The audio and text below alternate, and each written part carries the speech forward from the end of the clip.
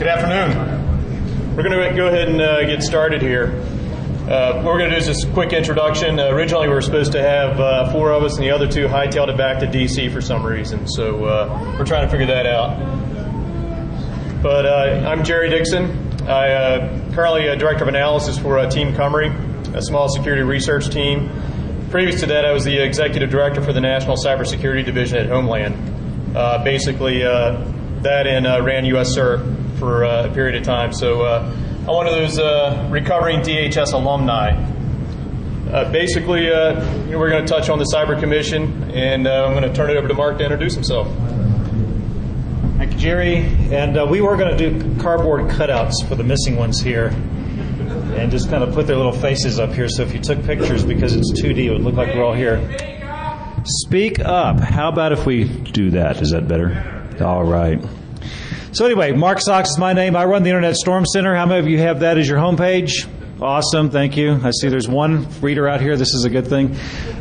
I'm also former DHS, was there when we first launched. Prior to that, I was 20 years in the military, retired back in 2001. Spent a couple of years at the White House working in the National Security Council. Early in the current administration, helped create Homeland. Lasted about 6 months and decided I really needed to go off into the private sector, which is where I've been for the last 5 years. What we're going to do is, let me go through about 20 minutes or so of a little background, just so you get where we're coming from with the Commission. And then we'll open up for Q&A. We can get a lot more going there because we really would like to solicit some of your ideas. In Washington, there's, of course, been a lot of bubbling over the years about whether cyber should be a part of any administration. Should the president himself be briefed on cyber issues? Is this presidential? If you watch like 24, things like that, they always have, ready access to the president. Every little thing that's going on, they're in there talking. Well, I can tell you, having been in that world, working inside the White House, it's not like that, not even close. In fact, one time we were able to get into the Oval Office. That's back when ASN.1 was a big deal. Do you remember that in early 2002? We lasted about 5 minutes. We were briefing the president on ASN.1. His eyeballs are rolling back in the back of his head, and he looked at us and said, "So what can I do about it?" And we're like, "Well, Mr. President, you're supposed to tell us what you're going to do about it." And that's the point where we were then escorted back out of the Oval Office and never went back in again. So, lesson learned, you don't go in and brief the president on ASN.1 and expect him to understand where you're coming from. So this is a challenge for us, is how do you take our world and translate it into something that the executive of the United States of America can actually work with? And in fact, it's a challenge for just about anybody who has an agenda. Last summer, there was a series of unfolding events in Washington. Many of you have been reading in the press. You've seen the large number of attacks that have occurred against the Defense Department, Department of Commerce, State Department, and countless others, as well as defense contractors, others in the industrial base that help support the nation. Those intrusions finally rose to the presidential level, and there was a briefing to the president, and he got very concerned about it, as you can imagine. The Congress was also briefed, a lot of concern there. There are a number of think tanks around Washington, D.C., one of which is CSIS, and I'll talk about them in just a moment, also concerned. So by the end of the summer, there was a groundswell of concern in Washington that something needed to truly be done about cybersecurity. We can no longer just keep talking about it, keep waiting on somebody else to fix it, that we really need to move forward. So CSIS, and this is an independent organization, it's a think tank, the Center for Strategic and International Studies, and they've long had a relationship with the federal government and with the private sector, proposed the creation of a panel, a blue ribbon commission, if you want to think of it that way, that would develop recommendations not for the current administration, not for the current time, but for the next administration. And if you think about this time last year, we did not know where we were going. The primaries had not started yet. We pretty much knew on the Democrat side it was going to be either Hillary Clinton or Obama, one or the other, but nobody really knew until just a few months ago. On the Republican side, it was wide open. There was lots of contention on the Republican side, no clear front runner. And that's where we started down this road, knowing that there was probably 2 on the Democrat side, but 5 or 6 on the Republican side, no idea who we're going to wind up with. So we used to always say, we would brief this to Mr. or Mrs. President or Madam President once it's over with, because we, again, had no concept. So we kicked off back in October. We have always been wanting to keep this easy, just 4 or 5 things. In fact, if we can get it down to 2 or 3, that might even be better. Things that we want to give to the President of the United States, actually the transition team, right after the election is over, when we know who the President's going to be, that says, here are the things you can do immediately, almost like a playbook for the United States of America to increase cybersecurity. Let me tell you a little bit, though, about what we are not, just to clear the air. There was concern when the Commission was created that we would be like the 9/11 Commission. In other words, our purpose in life would be investigative. We were there to find fault. We were to go back, through the current administration, go back to the 90s, figure out why did all this bad stuff happen. That is not what we're doing. So just rule that one out. We're also not part of a separate but parallel effort known as the President's Comprehensive National Cybersecurity Initiative. This is what you'll hear of just the short term as the Cyber Initiative. You'll hear that floating around. This was and still is a classified project, although many parts of it have been made public. There's been press articles out since last September. And in fact, Secretary Chertoff at RSA back a few months ago gave a fairly detailed discussion about what's in the Cyber Initiative. So if you want to know more about that, there's a lot of information now that's been made public. But that's not what we are. We're different. We're the CSIS Commission. However, many of the commissioners, and I'll show you how we were made up in just a moment, are in fact providing input to the various portions of the Cyber Initiative. We are very much trying to keep these things separate, but we do know that when the same minds begin thinking about the problem together, we're going to have a lot of overlap. And in fact, once we get done, when our recommendations are handed over to the next president, many parts of these recommendations may say, keep doing what this initiative is doing. Don't stop. Just keep right on going. Or it may be that we've got some other things that the initiative is not in there, new starts, new things to think about. One of the first things that we did realize, though, that cybersecurity is a national security problem. There is a clear and present danger, folks. We as a country face a turning point here. I think all of you are aware of this. We have built an incredible capability. We are the fathers of this global phenomenon of highly connected world that we live in. And so there's a bit of a challenge that we're facing now is how do we take this from being just the nuts and bolts world that we live in, the very technical community, and elevate it up to a strategic level important problem. Just as important as nuclear warfare, weapons of mass destruction, fighting hunger, all the other things that we face is a very strategic and challenging national problem. So what we have to do then is how do we elevate, how do we take cybersecurity, something that's seen as our world and just kind of pushed off to the back burners, and bring it up to where it can compete and fight for allocation of resources, money, manpower, smart people like yourselves that can work together. And I think, in fact, that's our biggest challenge, is how do we do that. So a little bit about our group. Bipartisan from the start. We've tried to do that. We're as close as we can be 50-50 as to who represents the Democrat side versus the Republican side. But honestly, our political beliefs have been set aside. We're just trying to do this for the nation, not for any particular party. We've got 2 congressmen. I'll give you their names and backgrounds in just a second that are working with us. And then behind us, it's over 100, and actually we're approaching close to 200 people now who have volunteered, people who want to help out, that are assisting the various working groups with the drafting of the specific language that's going into the recommendations. And in fact, if any of you are interested in assisting, we would love to have your help. We are pretty much at a point where most of the recommendations now have been gelled out. We're now trying to take hundreds of pages of thought and cram them down into just a few pages, get it to some nice, concise recommendations. Where we will really need your help is in about a month. We should have the first draft ready for public review. Please, if you could download it, take a look at it, give us some criticism back so that we can refine and make this worthwhile. It's not our recommendations to the President. It really is yours. We've done the hard work, and now we will need your assistance in making this refined as we get it ready. So here's our leadership. We've got Congressman Langevin. He's from Rhode Island, along with Congressman McCall from Texas. Both of them serve in the House Committee on Homeland Security, in the Subcommittee on Emerging Threats, Cybersecurity, and Science and Technology. So this is the specific group in the House that worries about cyber things. As many of you may know, the Department of Homeland Security has a lot of oversight. There's over 80 different committees and subcommittees that have something to do with Department of Homeland Security. And in fact, there are many that feel that cybersecurity is theirs as well. This group has it specifically in their title, and in fact, they're the ones that have been holding the series of hearings over the past couple of years volunteers to find out more about what's happening in Homeland.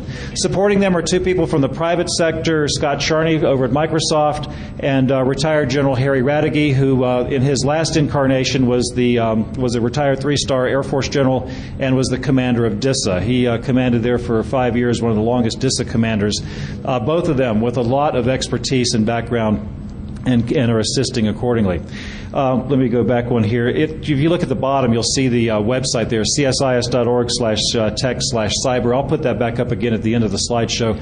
That's where we have more details, who the other membership are. I won't bore you with that on the slides. We've got some brief bios so you can see who else is who's participating there. We started this, like I said, back in October, big press release, had a kickoff session shortly into November. Since then, we created a series of working groups, and those working groups have been giving many back briefs back to the larger group. We found this is better than trying to have 35 people all working as a big cluster. We've also had outside expertise, 2 really good sessions. We've got a few more that are scheduled throughout the summer. We've had intelligence community. We've had foreign representatives come in, Defense Department, and other branches of the federal government have come in and worked with us, kind of giving their take on what they see, what the problems are, and the issues. We have several more, like I said, that are scheduled throughout the summer, and then we begin to bring this to a wrap in September. Let me just put the commission aside for a second and take a quick diversion into why we're doing this and how challenging it is for us. So let me talk a little bit about how this works with policy, and you'll get a better perspective of what we're up against. If you remember back to 10th grade, remember Mrs. Johnson, your civics teacher?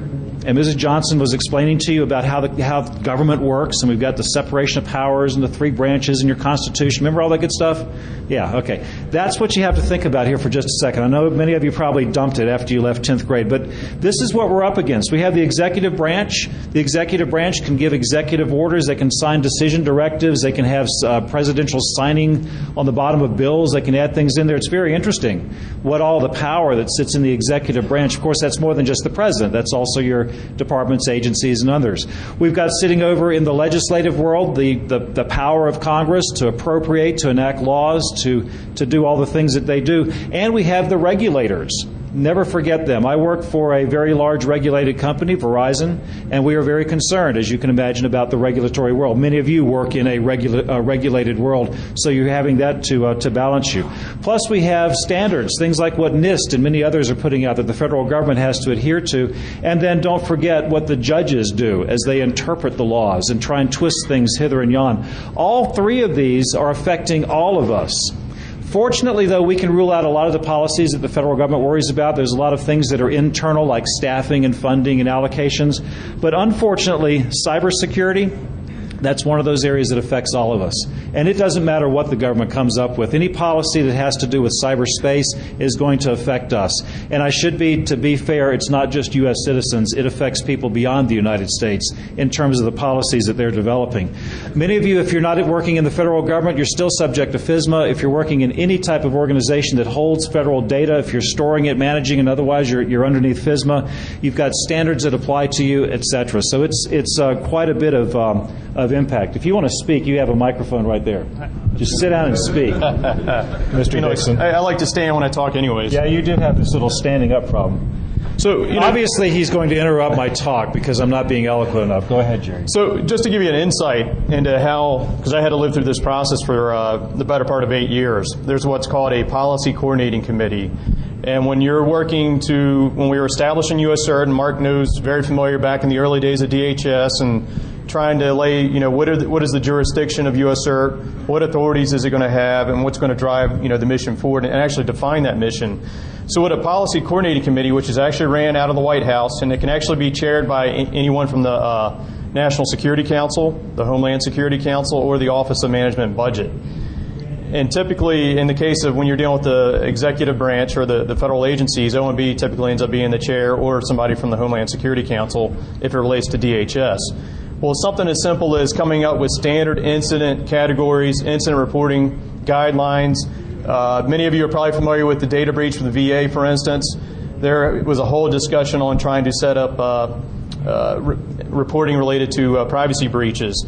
This process is a very long, drawn-out process across all the departments. So you can imagine trying to get consensus from Department of Justice to State to DHS. And basically, you end up going through multiple iterations. Well, to give you an idea of some of the time frames, just to set the incident categories and reporting requirements within the federal government, that took a year to get it approved and finally signed off on by all the departments. And there must have been probably 48 different rewrites of the actual concept of operations for U.S. CERT. So it's not something that the government can turn on a dime. I'm sure most of you are aware that it's like turning a battleship, but I want to kind of give you a little bit of insight into that. Thank you, Jerry. Are you done? You're the man. So when we look at some of the ways we go here, we can have a private sector solution or we can have a public sector solution. I think we all would like to have private sector solutions to everything in terms of cyberspace. Let the government go back to just doing what the government does well. But there are consequences, there's pros, there's cons on both sides. We would like to have a lot of competition in the private sector. Unfortunately, competition doesn't always allow for the best solution. It's the one that competes best or the one that they can make the most sales on. Government, unfortunately, has a lot of advocacy groups that are out there trying to elevate their potential ideas, their little pet rocks. They also compete with each other. In the end, the best approach, which many of us are very aware of, is some type of public-private partnership, some way of working together between the government and the private sector.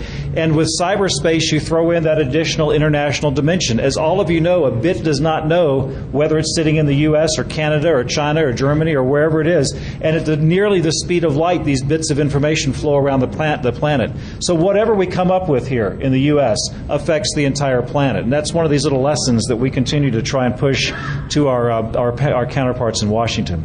So there's many places we can look for policy, and all these places are going to be competing with anything we come up with. Anything the Commission develops competes with all these other things that are out there. We have to worry about consumer protection. We have to worry about diplomacy. We've got to worry about all the other things that are happening. There are some interesting proposals, but we are not talking about this in the Commission because we want to go presidential. Proposals like taking computer code itself and writing laws into it, making it computer code making things illegal. Very interesting idea. A little squishy there because then it makes it very clear, black and white, with no room for negotiation if your computer won't let you do certain things because the law says you can't do it. One example of this, an emerging problem, is the supply chain. As we are globalizing and as we're getting components and parts that are coming from all different countries besides the United States, how do we fix that? How do we make sure that what we're getting is in fact secure? We can let technology fix it. We can let politics fix it. We can legalize it. In other words, pass laws to make it illegal to ship bad components, or we can just let industry worry about itself. And you can see all four of these approaches compete with each other. There's no one particular approach that's better. Let me show you a few examples of the big high-level things that we think about, and then I'm going to get back into the Commission. For example, at the national level, we don't have a response plan. Right now, if the United States came under attack, much like Estonia did this time last year with the Russian involvement, we do not have a plan, something we can turn to that says, here is how the United States responds to that. Now that's incredible. How did we get to that point where we don't have that oversight? We have it in the nuclear world, we have it in countless other places, but we don't have it in cyberspace. So that's one of these things that we're looking at. Well, we're getting a lot of noise from next door, but that's cool. Maybe we'll get some noise in here in just a second. We're also looking at global governance. You all know that nobody runs the Internet. It's a big get-along. There's no president of the Internet. There's no company that runs the Internet. There's the ICANN. That's names and numbers. But there's no real running of the Internet. And in fact, what should happen presidentially should there be an effect on the Internet? Does the United States take it back over? Do we seize control? I mean, these are kind of the interesting areas. Likewise, research funding. Research dollars, as you might realize in cyberspace, have been continuously going down. What a shame. Because so much of what's built this nation has been built on the backbone of research and has gotten us to where we are today, but that continues to dwindle. For yourself, as individuals, privacy, big deal. For those of you who were sitting in here in the talk earlier, you know that is absolutely fundamental to how do we make this work for ourselves. We have to keep that in mind. Security, everybody defines security a little bit differently. Anonymity, and how do we protect your desire to be anonymous in cyberspace, balance that with law enforcement, counterintelligence, and others who want to know exactly who you are and what you're doing and what you're thinking. I'm not going to go through all these, but we could just keep going on and on and on with all the different things we can think about. But again, we have this challenge. We've got to boil it down to 4 or 5 things you can walk into the Oval Office, talk to the president about. Could you imagine what that would be like to actually sit down with the president and say, Mr. President, I want you to think about the following thing, or I need you to do this, or something else, and try and put it at that level when it's being balanced against the war in Iraq, against illegal immigration, against the economy, against rising gas prices, all the things the president is really worried about, the things that make him lose sleep at night. How do you walk in and say, but sir, there's this thing called cyberspace? That's our challenge. This is where we're going to really need some help from you. And I look forward to the comments as we open up the microphones here in just a moment. So let me wrap up what we're doing, and then we can get into some good Q&A. Unless Jerry interrupts me again, which I know he's dying to get back up here to do that.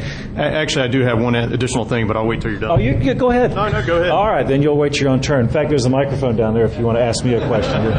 You're welcome to do so. In fact, I might even I'm afraid of the response. Yeah, you should be. So our first round, we've divided this up into phases. Phase 1 is in the history books now. Phase 2 is where we currently are, and Phase 3 is coming up next month. Let me just show you a little bit about what's happened in the past. That first phase, we took all of us and looked back over our shoulders, said, where have we been? What has the federal government done over the last 15, 20 years with respect to cyberspace? Do we have any policies that have worked? Do we have any that were failures? What do you think we found? One big bucket that had a lot in it. That was the failure bucket. We've also looked at what are the threats. And I don't mean necessarily nation states or threat actors, criminals, insiders, things like that, but what truly are the threats? For example, the lack of trained technology professionals that are working in the federal government. Is that a threat to the security of our nation? Is the supply system a threat? Is globalization a threat? Those are the kind of things we're looking at beyond just the obvious, is this particular country or is this particular company, in some cases, a threat to the security of the United States. We also tried to get a handle on the complexity, of which there are many because of all the overlapping corners of the world, who the actors are, who the players in the different parts of departments and agencies, and then some of the key infrastructures, and particularly telecommunication and electric, because those are your two areas that underpin everything about our economy. Without the power sector, without electricity, we wouldn't be here. Lights would be out, we'd be out on the streets. Without telecommunications, we wouldn't be here. There's no way that this building would run, the SCADA systems wouldn't work, nothing would happen. So without those two, nothing moves forward. But all of them depend on cybersecurity, as do the many of the other sectors. So with all that behind us, then we began looking at, all right, how exactly do we develop recommendations based on what we know is wrong? We have one group that's been working on federal organizations. Should we start over? Do we rebuild the parts of Homeland Security that do cyber? Do we have a cyber czar, for example? This is an idea that's been bubbling up and up. Should there be somebody like the Surgeon General, have a cyber general that's in charge of everything for cyberspace? Some have said, yes, that'd be great, need a lot of leadership. Others point back to the Internet example and say, yeah, but nobody runs the Internet. There is no elected king of the Internet. There's no potentate out there. We seem to all get along. So shouldn't we have a model like that in the federal government in terms of the security for the United States? So two really good competing thoughts there. We've also looked at the authorities, a group working on that. What legal mechanisms are standing there? If our nation comes under attack, if we have a situation like Estonia last year, but multiplied to the size of the United States, what legal authorities do we have to respond? What can the private sector do? What does government do? Which organization actually picks up the sword, or does anybody pick it up? Or do we just build this big firewall around the United States and just close ourselves off? Is that the response? I think we've got a long ways to go before we get to an answer there. Also, acquisition, spending, how much money do we put into it? And then a group I've been working with, and this has been absolutely fascinating, and that's how do we build a stronger public-private partnership. We have some organizations out there, the InfraGard, the ECTF, others that exist already, but none of them are providing the partnership that we really need, where the federal government, rather than just governing the United States, is seen as almost like a business partner, because their networks are just as fragile as your networks. And together we need to be working to improve the security of our nation. I've actually just walked through all these, so you can read those later on your own. So the things we've looked at, this is the last one and we're going to move over to Q&A here in just a second, is we've got to be strategic. We've got to be able to talk to the president. We can't come up with a list of little things like, we need to fix this particular piece of software, or we need to use this type of email, or something. Those are pebbles. If we go down that road, we've lost. We've got to have big strategic initiatives, something that might take years to undertake. Things like, how do we change the way we do the educational model of our children starting in first, second, third grades? How do we start injecting into them science and technology, the love of doing these things, so that as they grow up, they can come back and be our future leaders? How do we get moms and dads more secure, small businesses, all that kind of wrapped together? Those are big strategic problems that we need to think about. Some of us have even proposed that we ought to lay out a roadmap for completely rebuilding cyberspace. In other words, looking at the argument that says many of the protocols that are out there developed, if you take just the internet as a piece of it, developed in the 70s when threat models were completely different, when we could trust people but we couldn't trust machines. Should we in fact make that a presidential initiative that the United States leads the way in building a new architecture for the 21st century to where we have a lot of trust now in the machines and we back off a little on the people side? Because essentially what's happened is we've taken a small community, a little group of farmers that all got along with each other in small town America, and we opened it up to the neighborhood. And we've let the hood in, and look what's happened as everything has come in. So we need to rethink that. Those are big strategic motions. Jerry, your turn for a question, and then it's going to be your turn. There are two well, there was a microphone here. I guess there's just one there. So we need to know, what are your recommendations? What are your ideas? What can you do to tell us? So we can form a line right there. Please, Jerry. So just a quick correction. I don't want you all to think that there isn't a national response plan. There actually is one. It's a national response plan framework, and within there's what's called emergency support functions. And actually, the cyber piece of it rolled into what is called the communications support function, which companies like Verizon and others work with what's called the National Communication System, or actually make up what's called the National Communication System. The challenge is that once you start digging down further in there, if you look at other sections, other emergency support functions, there's a little bit more detailed plans on how to react or respond to particular events. There's not a single group within the U.S., within government, or one agency, I should say, that can respond to multiple states that might be affected by a major cyber attack that's affecting delivery of public services or what have you. So that's kind of the challenge, is how do you address that issue? Maybe there needs to be a state-level incident response capability at each one of the states that feeds into a higher tier at the federal level to help respond on the ground. So those are some of the kind of things out there. But the key thing there is I wanted to make sure that there is a national response plan out there. There's a lot of work that needs to be done in that space. All right, we can respond to the nukes, but if our networks come under attack, who's in charge? And that's back to the key point. So U.S. CERT is basically the focal point for cyber-related issues, at least within the federal agencies and at the executive department. When you start getting into sector-specific areas, that's where like the Nuclear Regulatory Commission would step in, or if it's something affected with energy, which would also include the Energy Department. There's a group, what's called the National Cyber Response Coordinating Group. It's basically bringing together all the major departments that have expertise in specific areas, so like FAA or the Transportation Administration. But again, there needs to be a better detailed plans that come into place. I don't know how many of you read the after actions from Cyberstorm. Those are some of the things that on the Commission that we're taking a hard look at Cyberstorm 1 and Cyberstorm 2 and trying to glean the lessons learned from that so that we can make sound recommendations to the next administration. Yes, sir. You mentioned that when this all started, there weren't any clear front runners from either party. Now that we have two, it's going to probably be either A or B. Are there any plans? Gentleman in the back says, "Don't forget Ralph Nader." Okay. Are there any plans or intentions to tailor this design towards one particular individual over the other? Is it going to be the same thing regardless of who gets elected? Yes. Okay. Yes. What we're trying to do again is to be party neutral. In other words, the President of the United States represents the entire country. Different parties elect through the political process their nominees. And of course, you have two big front runners, Republican and Democrat, but like was mentioned in the back, there's more than just those two. Right. The odds of somebody else getting selected are pretty slim. It's going to be one or the other of those. We don't know which. But our job is not really to worry about who gets elected. Our job is to think presidential. And how do we turn over a roadmap, a plan, just something that's presidential, regardless of which party is elected or ultimately goes into the White House? But it seems as though the background of whichever individual would play into how it's presented to them, their own personal experience with technology or luckily, we don't have a lot to worry about there.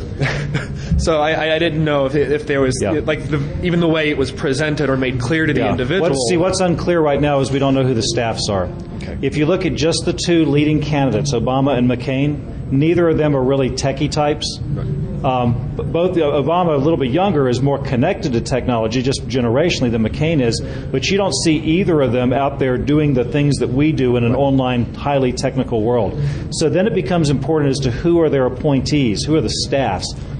Who knows? Okay. That gets determined way after the election. Okay. And a key thing to remember is that even when we produce these recommendations, I mean, they could totally ignore them. We don't have any kind of power oversight. Right. The good news is that since it's being sponsored by Congressman Langevin and Congressman McCall, they're going to be watching and seeing what the next administration does when it comes to cyber policy. As far as a recommendation, unless you got a real quickie, we've got a line back there. So. Oh, okay, sorry. Just go to the end of the line. There's room. Okay. Yes, sir. I work for a nonprofit that goes into communities, helps them set up and work together to help secure their cyber stuff. So under the world of recommendation, right now, and simplification, but DHS hands out a lot of money to communities for security, different reasons. I could see where that if you would tie that into, they have to have certain gates they have to meet before they can get X amount of funding, that you could help direct and in fact implement. Could you give me an example of a gate? I mean, what kind of thing are you thinking out?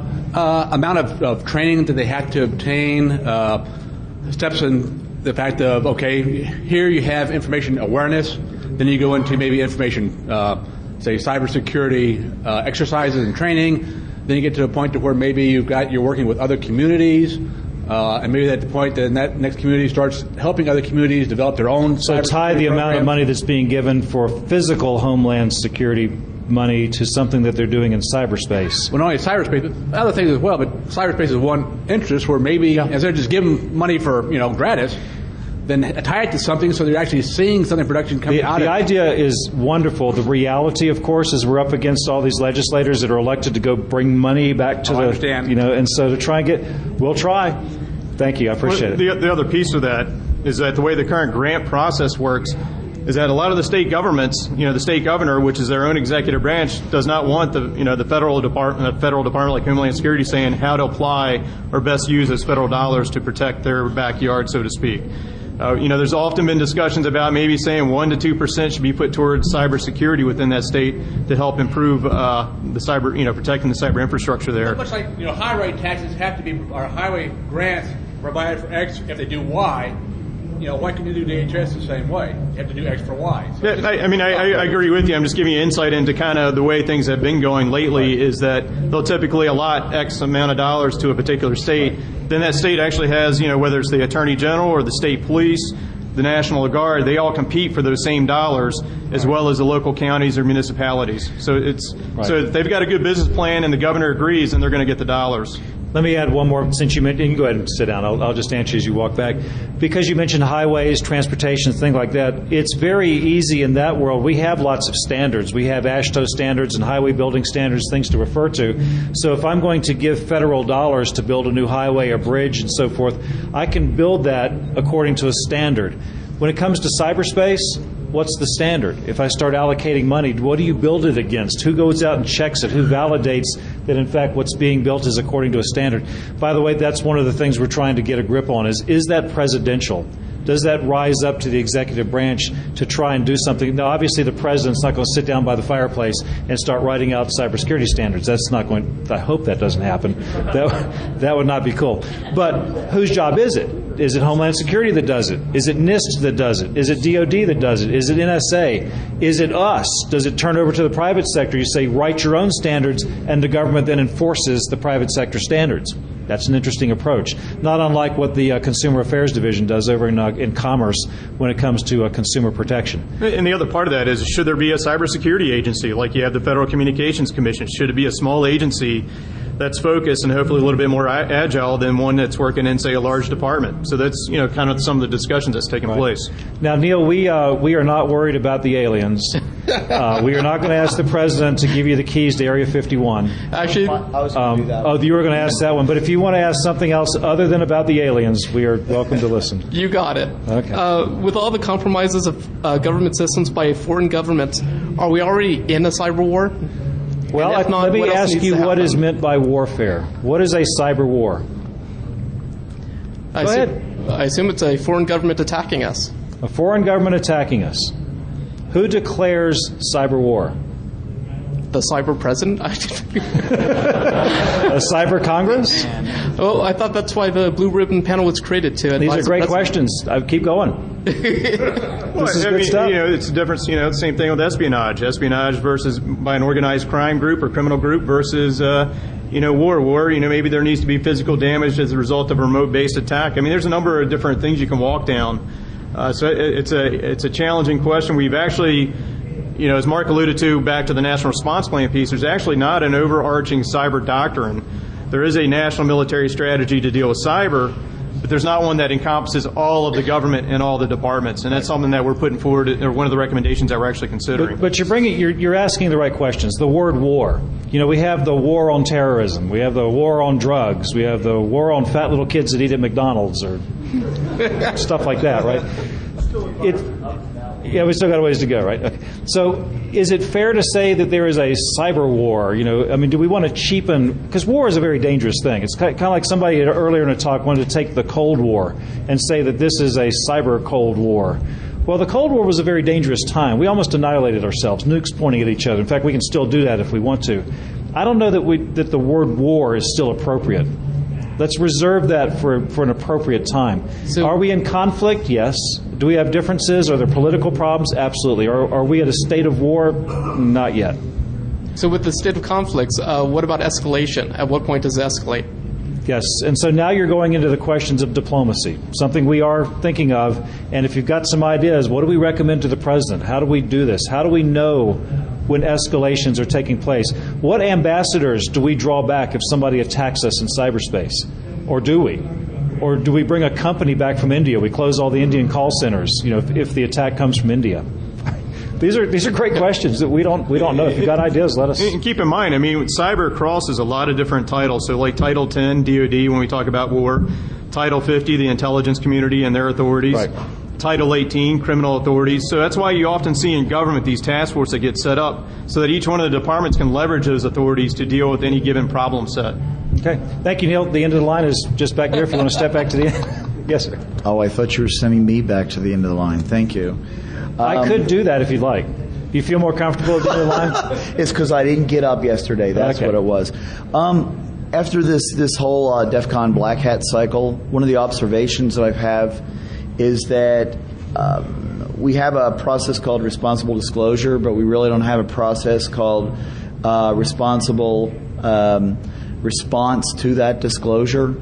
You guys are handling it pretty well, but as an example, I've sat in more than one discussion where vendors are fighting it out to say, we're going to ship product whatever way we want to the consumer or whatever. But I know that the government's produced the Secure Desktop Initiative. NIST has actually headed up, did a great job. Air Force was involved with it. It sounds like we really need to do that with any network devices. So what is the presidential recommendation? Presidential recommendation is for NIST to be funded. Oh, you're not writing this down. I'm listening. Jerry's got the notepad. He's got a great memory. There you go. I can add it to the slide if you want me to. A set of secure standards, or at least a level of turning devices off, services off by default for all network devices. Across America or across the federal government? Across America by default by vendors that actually sell into this country. Procurement is the strongest power we have. We've heard it more than once from DOD, from the government. Oh, we're not going to buy a unsecure desktop. Air Force had to actually take an initiative. But again, let's go. You're talking to Mr. President. Yes. What does Mr. President funding for NIST to continue with a desktop initiative type system? Okay, so use NIST for what NIST is designed to do and provide the funding. Exactly. See, that's presidential. Telling the president, we need you to develop a list of all the things that are being turned off when I get my computer at Christmas. No, I'm just providing some definitions. Right? You're a smart guy. I'm just providing definitions. But yes, because I'm up here and you're down there. This is, the relationship. I got up there too.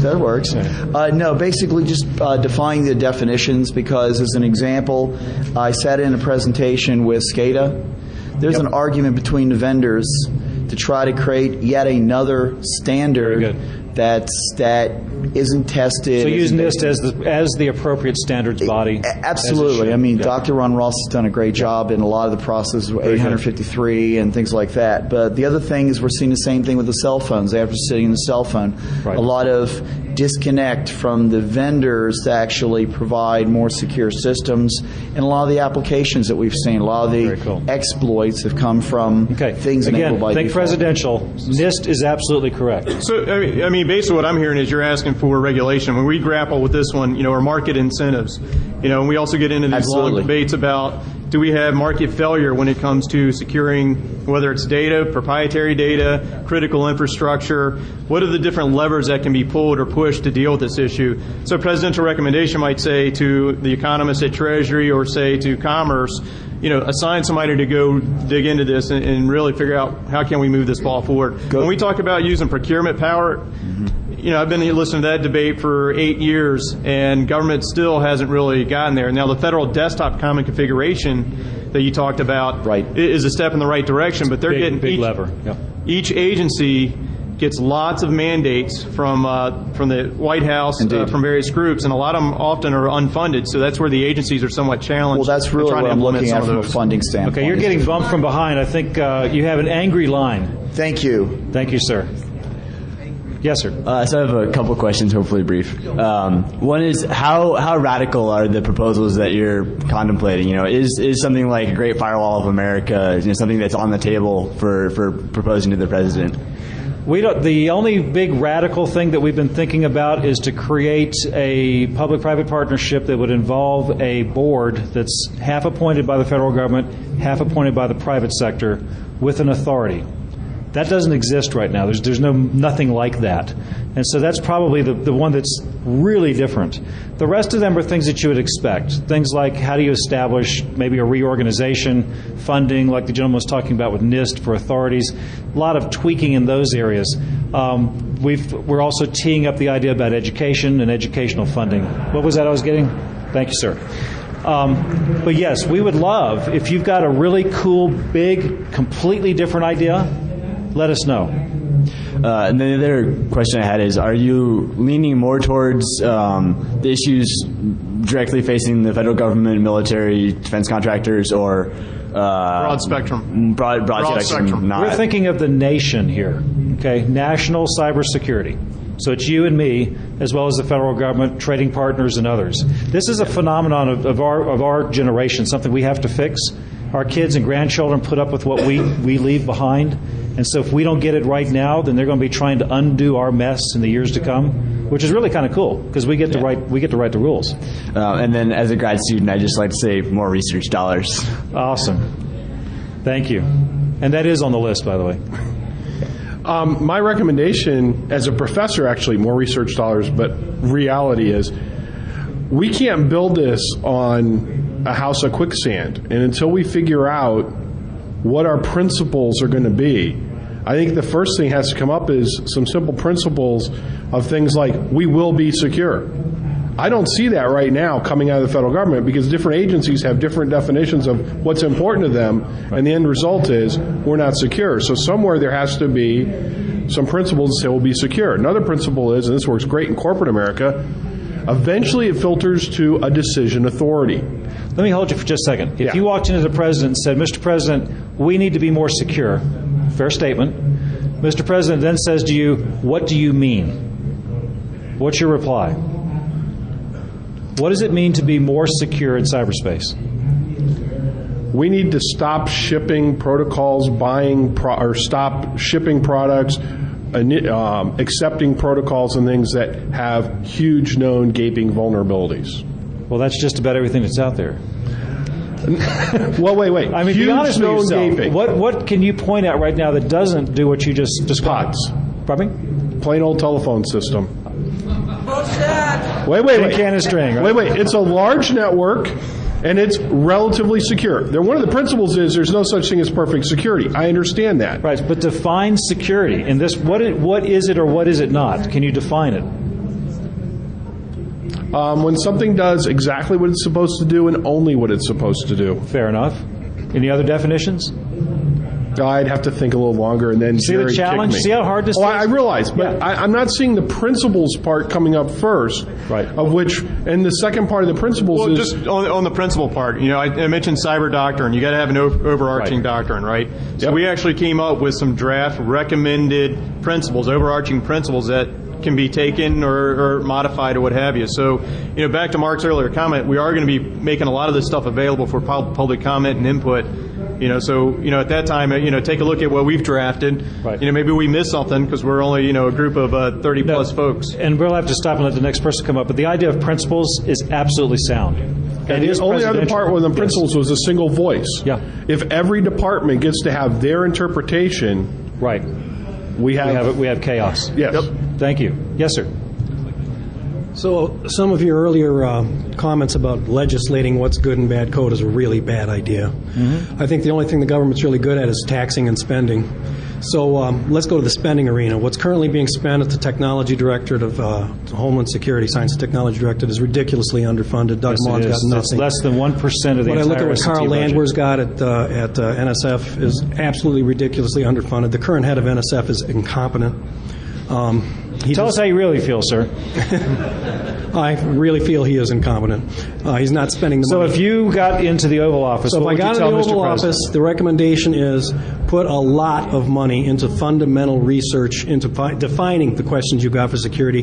Get a governing board. You don't want a czar. You want a governing board, what you just said, Yep. of private and government people together to come to how we spend that money and deploy that money for actual fundamental new technologies in security. It's So a there's- money issue more There's than anything. two thoughts that we've been going down this road. One is that if you go back to just 1990, convenient starting point, roughly right before NSF and ARPANET integrated with everybody else, and now come to the present, the last 18 years, just as a little group there, we've spent close to $1 billion on things that we could call cyber in the research community, across NSF, DARPA, now Homeland Security, ARL, NRO. What have we gotten back from that? What's the ROI for your tax dollars that have been spent on research? Can we hold anything up? And yeah, there's some really cool things that come out. There's also a lot of things that when the research was done, it didn't mean anything at the time. It's just sitting on the shelf. It's hidden in a paper in an IEEE journal somewhere. When it was written back in 1994 or 95, nobody understood it. Great science, bravo, here's your award for your paper. If we go back today and pull that out, there might be a nugget or two sitting there that actually solves some of 2008's problems.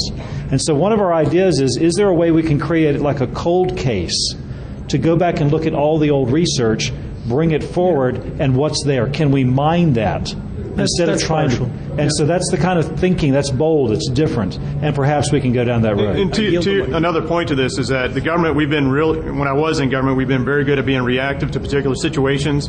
We really need to get to that side where we're being more preventive, and that's where research and things, thinking ahead for the long-term solutions is the way to go. Right. Just so everybody knows, we only got about 4 minutes, and then we're going to be moving over to a Q&A We'll room. stay with these four, and then I think we're going to be I want you to done. run your slides back the other way. Which way you want me to go? Back to the coding. Which one? More. Number 4? No, more. Keep going that way. Keep going. Keep going. Until we get to the thing where you said you're going to make the little thing about coding. Coding. Remember? Yeah, Oh. you were going to make it impossible. There you go. Wait. I think it was the bottom. Nope. Nope, you were back. That one? There we go. There we go. Which one? Yep, right there. All of those. Ah, very good. Okay. I will suggest to you, sir, that this is a slippery slope. Yep, microphone. I'm not that tall. Something makes Pull it out. Pull it out.